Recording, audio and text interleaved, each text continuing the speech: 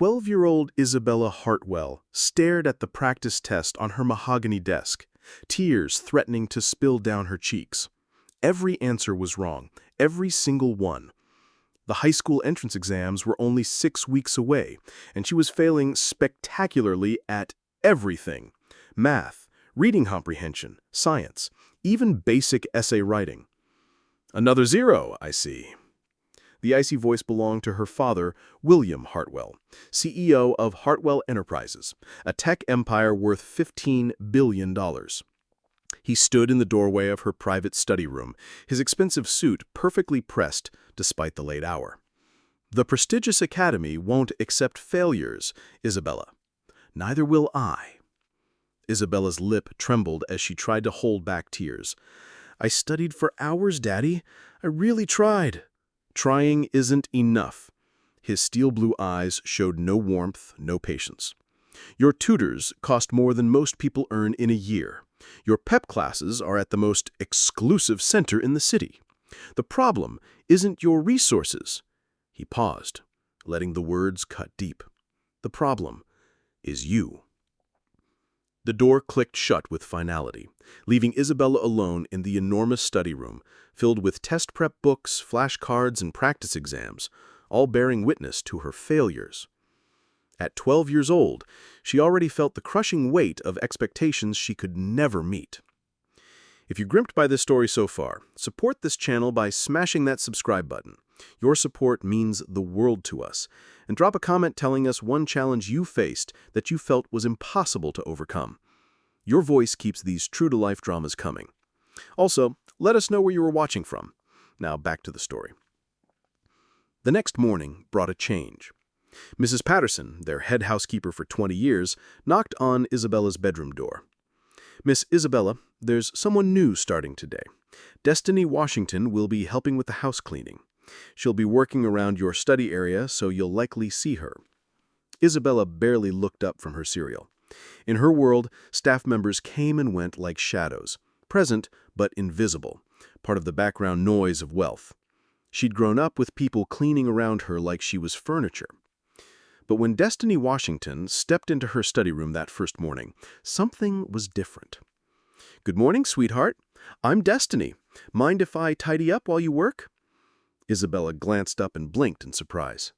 The woman in the doorway wasn't what she'd expected. She was probably in her early 30s, with kind brown eyes that actually saw her, not through her, not around her, but really saw her. Her hair was pulled back neatly, and she wore simple work clothes. But something about her presence felt different, solid, real. Okay," she mumbled, turning back to her practice test. As Destiny began dusting the bookshelves, Isabella found herself stealing glances. Unlike other staff, who worked in complete silence, Destiny hummed softly, not loud enough to be distracting, but enough to make the room feel less lonely. After 20 minutes of wrestling with a math problem that might as well have been written in ancient Egyptian, Isabella let out a frustrated groan and dropped her head onto the desk. "Rough morning?" Destiny asked gently. "It's impossible. The stupid test is impossible." Destiny set down her cleaning supplies and moved closer, glancing at the practice exam. She'd take a look and taken the desk sitting next to Isabella, something no staff member had ever done before. "Oh, I see what's happening here," Destiny said with genuine understanding. "This isn't about the math being too hard. Look at this problem. See how they wrote it. All that extra text bunched together. Your brain is probably getting overwhelmed before you even start calculating." Isabella stared at her. You understand math?" Destiny smiled. "I might know a thing or two. Want me to show you a trick?" For the next hour, Isabella experienced something she had never felt before in her academic life: understanding. Destiny didn't just give her answers, she showed Isabella how to break down complex problems into smaller pieces, how to identify what the question was really asking, and how to organize her thoughts before diving in. "But why do you know all this?" Isabella finally asked, bewildered. Destiny's expression grew careful. "Let's just say I've studied it before. Should I get back to cleaning now, or would you like to try a few more problems?" Over the following weeks, their morning sessions became the highlight of Isabella's day. Officially, Destiny was there to clean. Unofficially, she became the teacher Isabella had always needed. Patient, encouraging, and brilliant at making difficult concepts suddenly make sense. She compared fractions to pizza slices and percentages to birthday cake portions. She turned word problems into stories about adventures and mysteries.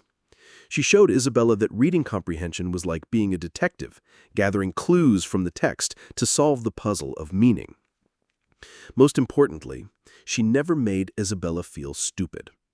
"You're not failing because you're not smart enough," Destiny explained one morning when Isabella was particularly frustrated. "Your brain is like a beautiful sports car. It can go incredibly fast and far, but only if someone shows you how to drive it properly."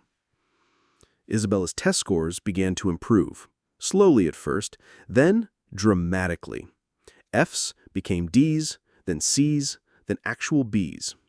For the first time in her life, Isabella felt the joy of learning, of understanding clicking into place like magic. But Destiny remained mysterious. She deflected personal questions with gentle redirection, never stayed longer than necessary, never accepted Isabella's offers to share her snacks or lunch. "I'm here to work, sweetheart, but I'm always happy to chat while I clean." The first crack in Destiny's carefully maintained boundaries came on a gray Tuesday morning in November.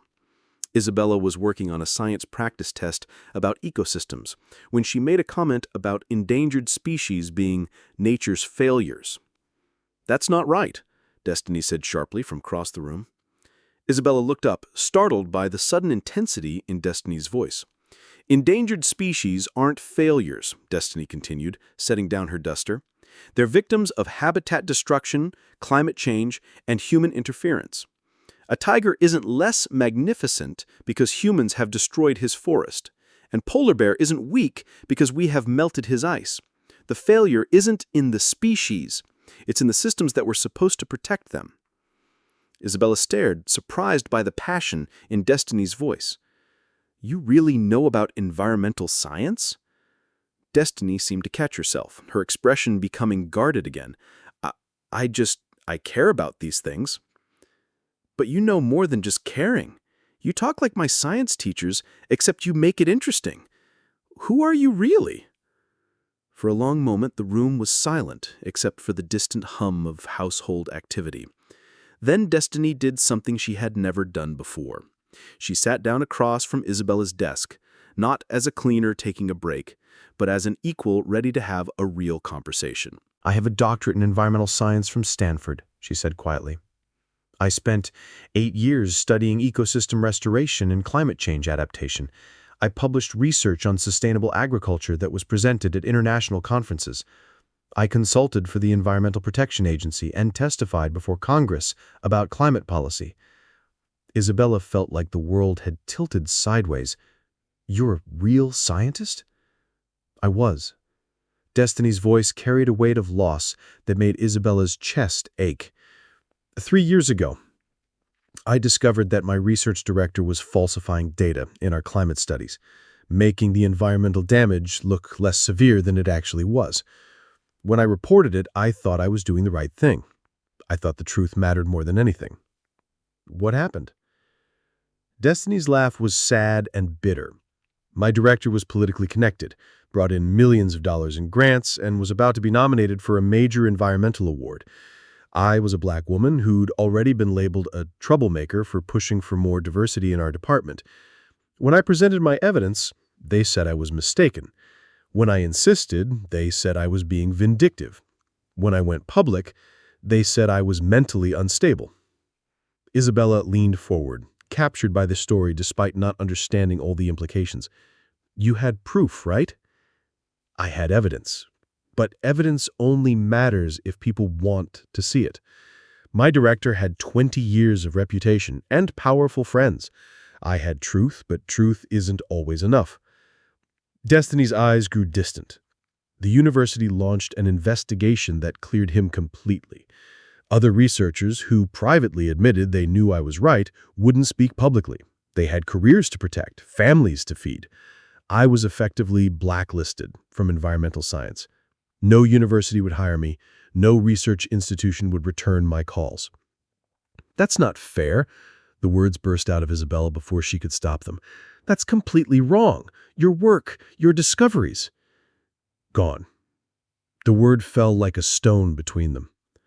I spent 2 years fighting, burning through my savings, watching my reputation get destroyed piece by piece. Finally, I had to accept reality. Dr. Destiny Washington was dead.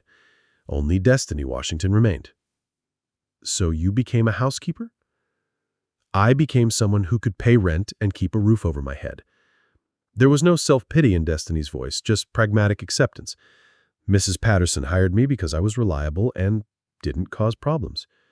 I clean houses, I earn enough to survive, and I try not to think about the laboratory I used to run or the research that might have helped save coastal wetlands. They sat in silence, Isabella trying to process this revelation. Finally, she asked the question that mattered most to her. Why are you helping me? Destiny considered this carefully. Maybe because knowledge is too precious to waste. Maybe because I still believe in education, even when the system failed me. Or maybe, she paused, her expression softening, maybe because I remind you of myself at your age. Brilliant, but convinced I was stupid because I learned differently than everyone expected. You were like me? Exactly like you. I failed every entrance exam I took until 7th grade, when a substitute teacher named Mrs. Rodriguez saw how my mind worked and taught me to use it properly. She changed my life. She showed me that being different wasn't being defective. Isabella felt something stirring in her chest, a warmth she'd never experienced before. What happened to Mrs. Rodriguez? She became my hero, and later, when I became Dr. Washington, I tried to be for other students what she was for me. Destiny's smile was sad but genuine. I suppose old habits die hard. That evening, Isabella did something she'd never done before. She researched Destiny Washington online, carefully typing the name into her computer when she was supposed to be doing homework. What she found made her stomach hurt with anger she didn't fully understand. The story was true, but reading the articles made it worse. Destiny hadn't just been a scientist, she'd been a rising star, called one of the most promising environmental researchers of her generation in a magazine profile from 4 years ago. Her research on coral reef restoration had been groundbreaking.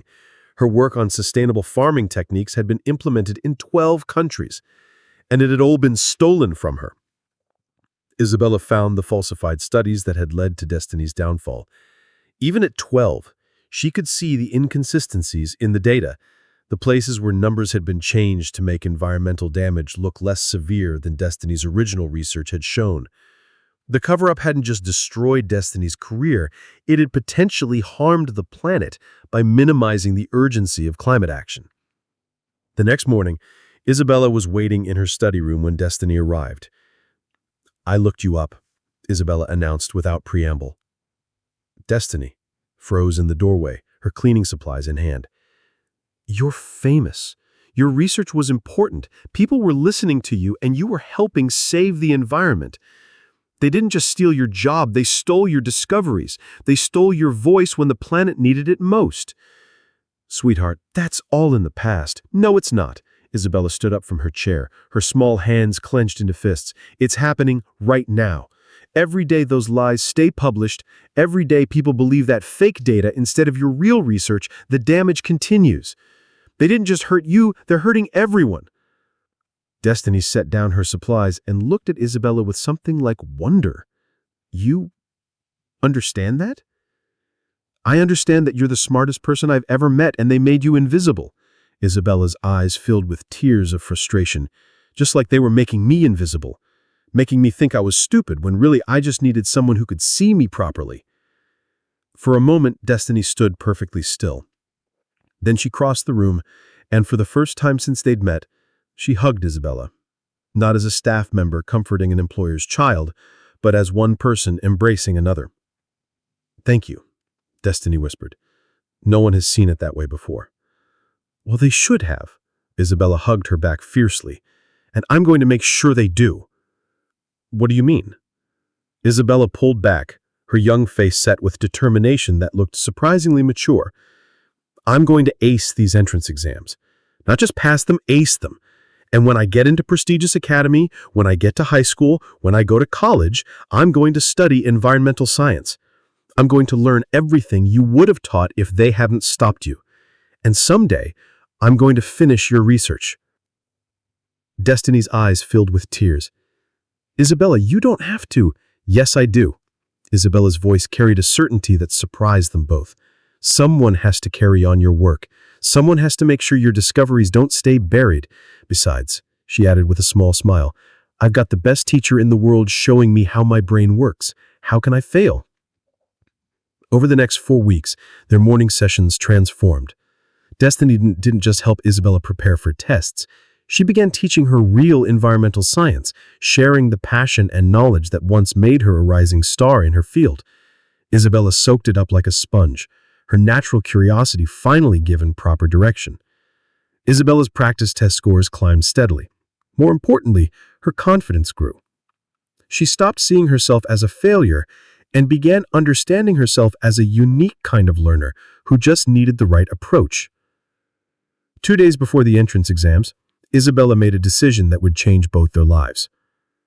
Destiny, as they finished reviewing essay techniques, I want you to meet my father. Destiny's face went carefully blank. Isabella, I don't think that's appropriate. He needs to know who you really are. He needs to understand that the woman he hired to clean house is actually a brilliant scientist who's been saving his daughter's academic future. Your father hired me to clean, not to teach. He might not appreciate the boundary crossing. Then he'll learn to appreciate it. You saved me, Destiny. You made me believe I was smart. You showed me how to use my mind. If he can't see how amazing that is, then he's not as smart as he thinks he is. That evening, Isabella cornered her father in his home office. William Hartwell looked up from his laptop with the mild irritation he usually showed when interrupted. Daddy, I need to talk to you about Destiny Washington.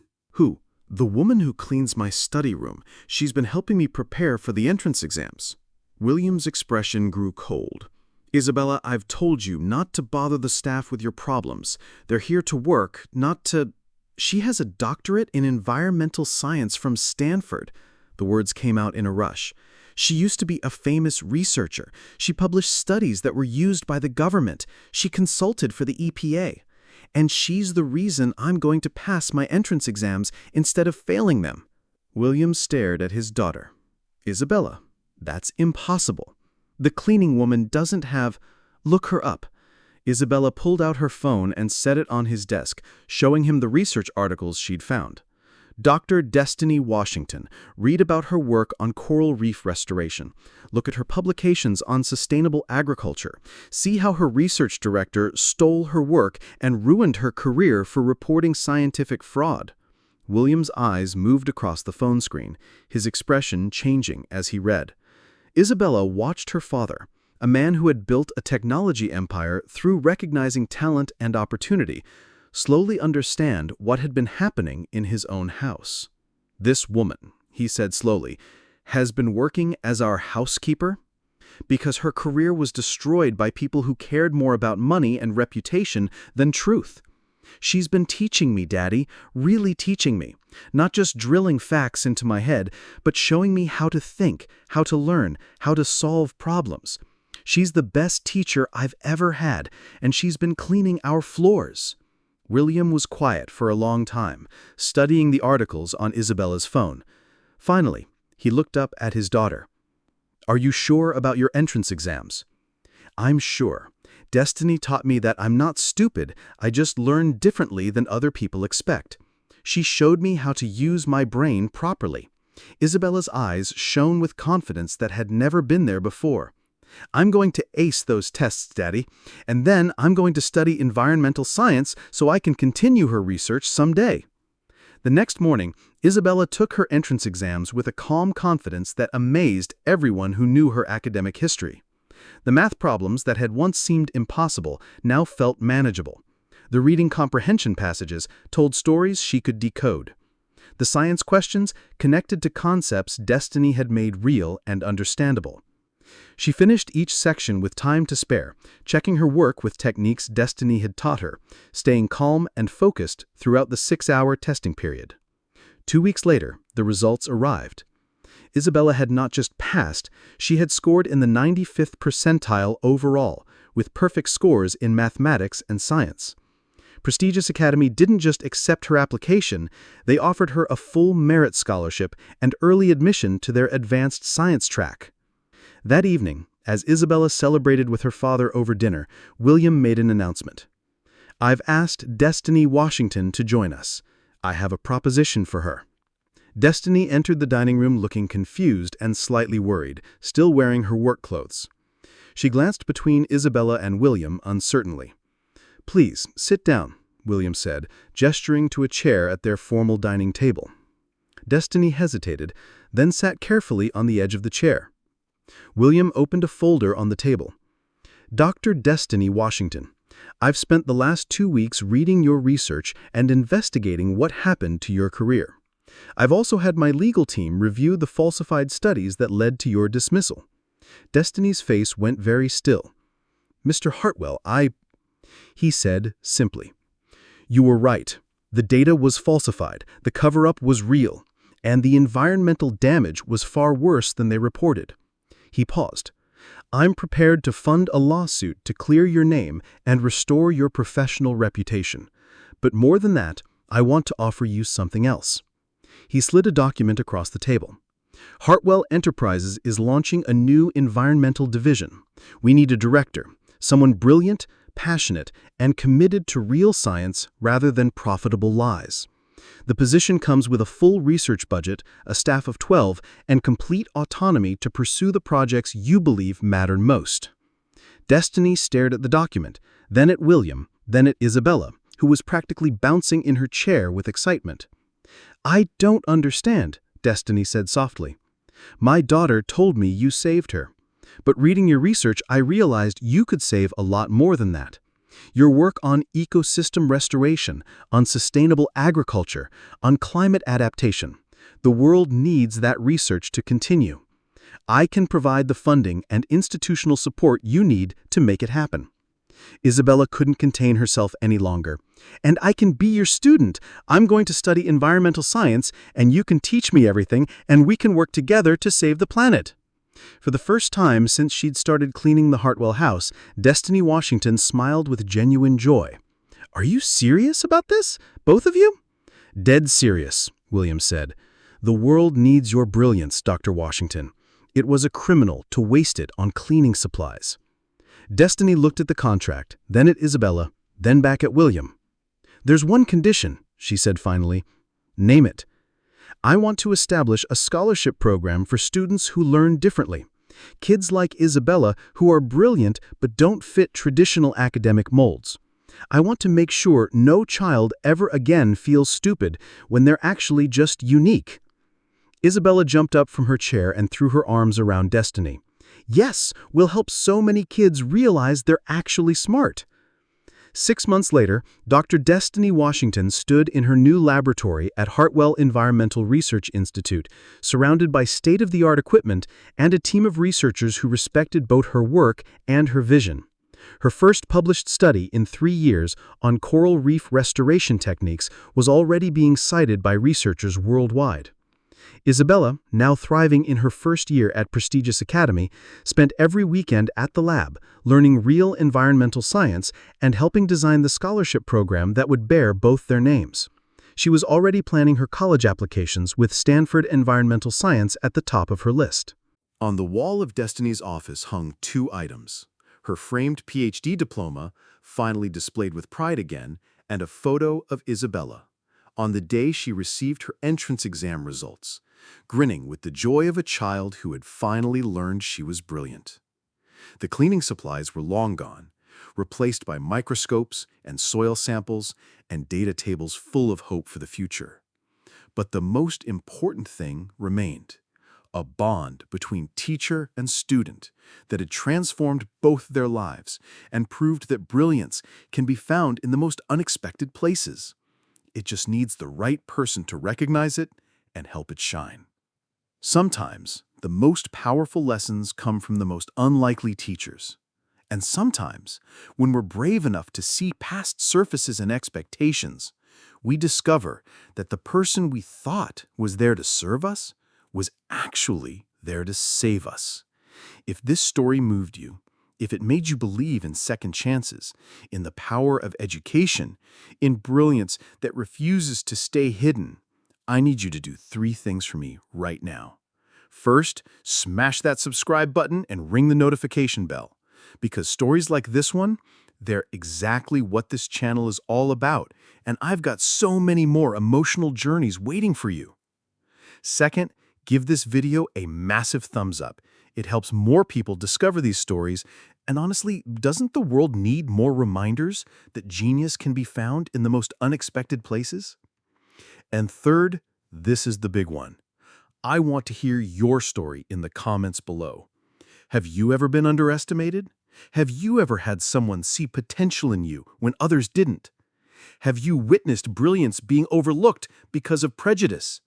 Share your story because your experiences inspire the tales I tell. And this community we're building, it's all about celebrating the power of recognizing true worth in all its forms. Also, let me know, what part of Isabella and Destiny's journey hit you hardest? Was it Isabella's early failures? The moment Destiny revealed her true identity? William's realization of what was happening under his roof? Or the final transformation? I read every single comment, and your reactions help me craft even better stories. Until next time, remember, intelligence doesn't look the way we expect. Brilliance doesn't come with a label. And sometimes the most important teachers are the ones society makes invisible. Every mind has potential. It just needs the right person to unlock it. Keep believing in education, keep fighting for those who are overlooked, and I'll see you in the next story. This is your storyteller, reminding you that every single one of you has brilliance waiting to be discovered. Don't you dare let anyone convince you otherwise.